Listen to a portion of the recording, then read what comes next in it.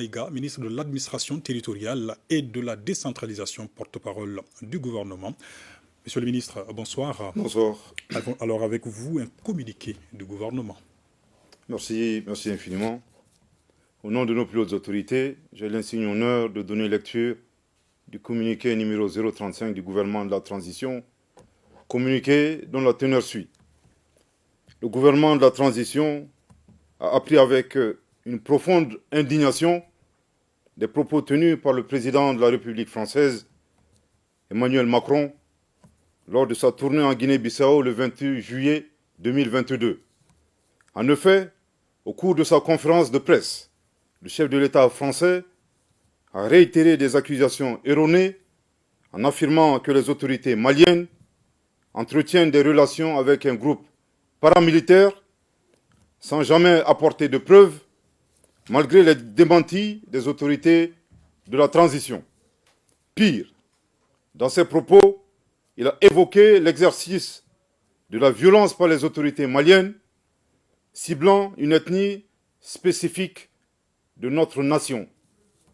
Le gouvernement de la transition condamne avec la dernière rigueur ces propos haineux, diffamatoires du président français et prend à témoin l'opinion nationale et internationale sur ces accusations graves qui sont de nature à susciter la haine ethnique et à porter atteinte au vivre ensemble, à la cohésion ainsi qu'à l'harmonie entre les Maliens.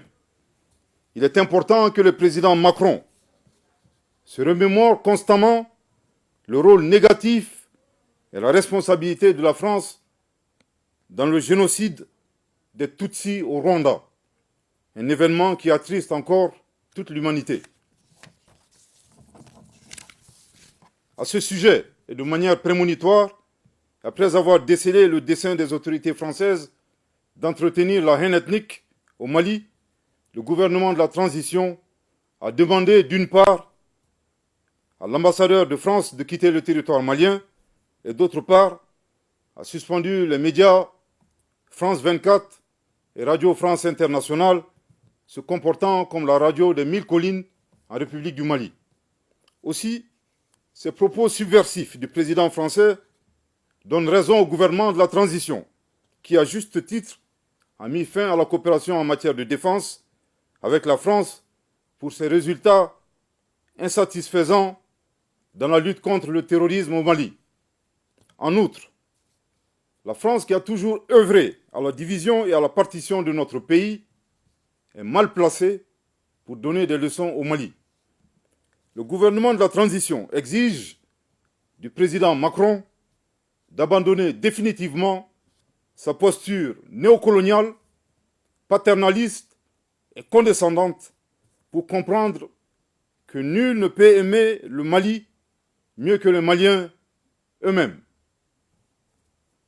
Je répète, le gouvernement de la transition exige du président Macron d'abandonner définitivement sa posture néocoloniale, paternaliste et condescendante pour comprendre que nul ne peut aimer le Mali mieux que les Maliens eux-mêmes.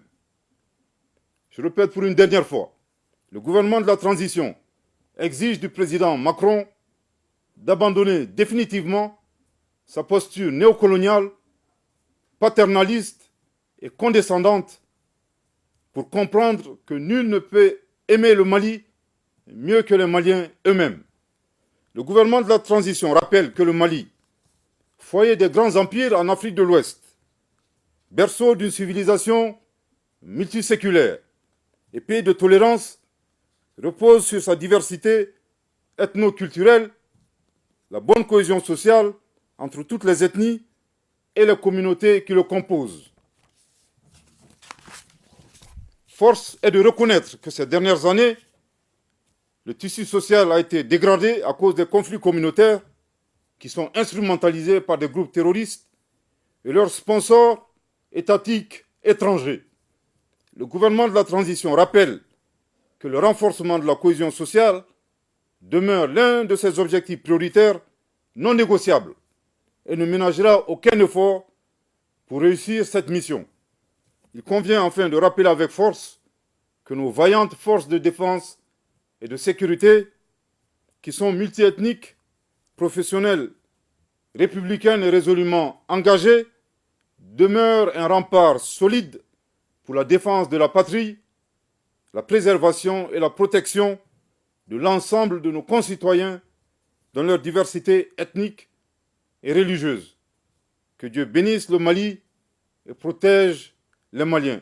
Fait à Bamako le 31 juillet 2022. Merci de votre très aimable attention. Merci beaucoup, monsieur le